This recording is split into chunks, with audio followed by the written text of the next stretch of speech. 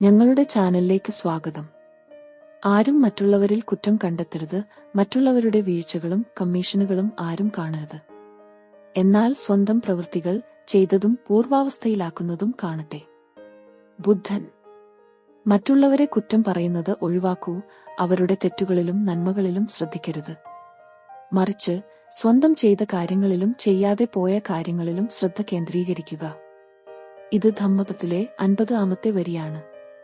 ഇതിൽ നിന്നുള്ള പ്രചോദന കാര്യങ്ങൾ: സ്വയം മെച്ചപ്പെടുത്തലിന്റെ പ്രാധാന്യം. മറ്റുള്ളവരുടെ കുറവുകൾ കണ്ടെത്തുന്നതിനു പകരം സ്വയം മെച്ചപ്പെടുത്തുന്നതിൽ ശ്രദ്ധിക്കുന്നത് നിങ്ങളുടെ വളർച്ചയ്ക്ക് ഏറെ ഗുണം ചെയ്യും. സമാധാനവും സന്തോഷവും.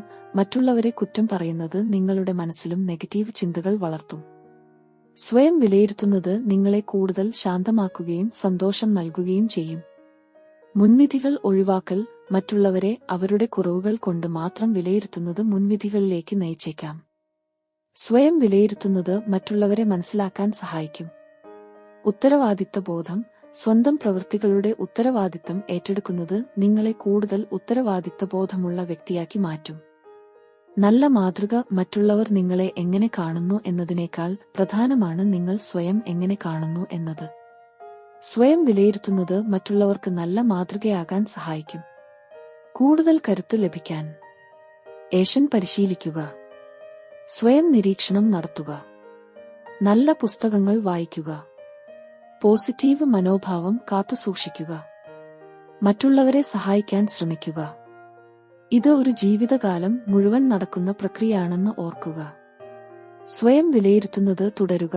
നിങ്ങൾ നിരവധി പുരോഗതികൾ കാണും. അനുഗമനം. കേരളത്തിലെ കാട്ടിൽ 2 ഗജങ്ങൾ. ബലവാനും അഭിമാനിയുമായ സുരേന്ദ്രൻ, ധീരനും എളിമയുള്ളതുമായ കല്യാണി ഒരുമിച്ചു ജീവിച്ചു. ഒരു ദിവസം വേടന്മാരുടെ കെണിയിൽ അകപ്പെട്ട കുഞ്ഞനുജനെ രക്ഷിക്കാൻ സുരേന്ദ്രൻ പാഞ്ഞുപോയി. പക്ഷേ വേടന്റെ വില്ലിൽ നിന്നുള്ള അസ്ത്രം അവനെ തൊട്ടു. ദേഹത്ത് മുറിവേറ്റ സുരേന്ദ്രൻ കല്യാണിയുടെ അടുത്തെത്തി. കല്യാണി. അവൻ ശ്വാസം മുട്ടി പറഞ്ഞു, വേടന്മാർ എവിടെയെന്ന് കണ്ടിരുന്നു? കല്യാണി മറുപടി പറഞ്ഞില്ല. കണ്ണുകൾ നിറഞ്ഞുവെങ്കിലും അവൾ സുരേന്ദ്രന്റെ മുറിവും വേടന്റെ അടയാളങ്ങളും മാത്രം കണ്ടു. അവന്റെ ഉദ്ദേശ്യങ്ങൾ ആരാഞ്ഞില്ല. വേടന്മാർ അവിടെ. ഒടുവിൽ കല്യാണി മറുപടി പറഞ്ഞു, വലതുവശത്തെ കാട് ചൂണ്ടി. സുരേന്ദ്രൻ അങ്ങനെ ചെന്നു. പക്ഷേ വേടന്മാരെ കണ്ടില്ല. വഞ്ചിക്കപ്പെട്ടെന്ന അപമാനം അയാളെ വേട്ടയാടി. കല്യാണിയുടെ അടുത്തെത്തി ദേഷ്യം മുഴുപ്പിച്ചു കുറ്റം പറഞ്ഞു. കല്യാണി, നീ എന്നെ വഞ്ചിച്ചു. എന്റെ ചോദ്യത്തിന് നേരെ മറുപടി പറഞ്ഞില്ല. വേടന്മാരെ അവിടെ കണ്ടെന്നു പറഞ്ഞത് എന്നെ കൊല്ലിക്കാനാണോ? കല്യാണി ചിരിച്ചു. സുരേന്ദ്ര, നീ എന്നെ കുറ്റം പറയുന്നില്ല. നീ നിന്റെ ചോദ്യത്തിനല്ല, നീ കണ്ടതിനാണ് മറുപടി പറഞ്ഞത്. നീ എനിക്ക് വേടന്റെ അസ്ത്രത്തെ മാത്രമാണ് കാണിച്ചത്. വേടന്മാർ എവിടെയെന്ന് പറയാൻ എനിക്ക് കഴിയില്ലായിരുന്നു. സത്യം മനസ്സിലാക്കിയ സുരേന്ദ്രൻ തലകുമ്പിട്ടു. അയാൾ സ്വന്തം അഹന്തയിൽ കുരുങ്ങി. കല്യാണിയുടെ സ്വയം വിശകലനത്തിന്റെ മൂല്യം മറന്നു. പഠനം.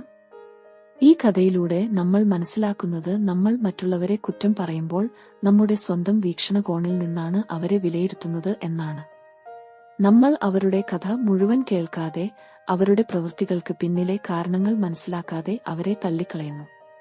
എന്നാൽ കല്യാണി പോലെ സ്വയം കാര്യങ്ങൾ വിലയിരുത്തുമ്പോൾ നമ്മൾ കുറ്റപ്പെടുത്തലിന്റെ കെണിയിൽ നിന്ന് രക്ഷപ്പെടുന്നു. നമ്മുടെ സ്വന്തം വീക്ഷണകോണിന്റെ പരിമിതികൾ മനസ്സിലാക്കുന്നു. മറ്റുള്ളവരുടെ വീക്ഷണകോണുകളെ മാനിക്കാൻ പഠിക്കുന്നു. ജയ് ഹിന്ദ്. നിങ്ങളുടെ സമയത്തിനും ശ്രദ്ധയ്ക്കും നന്ദി. ഞങ്ങളുടെ വീഡിയോ നിങ്ങൾക്ക് പ്രചോദനമാകുമെന്ന് ഞങ്ങൾ പ്രതീക്ഷിക്കുന്നു. നിങ്ങളുടെ സുഹൃത്തുക്കൾക്കും കുടുംബാംഗങ്ങൾക്കും വീഡിയോ ലൈക്ക് ചെയ്യാനും അഭിപ്രായമിടാനും പങ്കിടാനും ഞങ്ങൾ അഭ്യർത്ഥിക്കുന്നു. ഇതുപോലെയുള്ള മോട്ടിവേഷണൽ വീഡിയോകൾക്കായി ഞങ്ങളുടെ ചാനൽ സബ്സ്ക്രൈബ് ചെയ്യുക.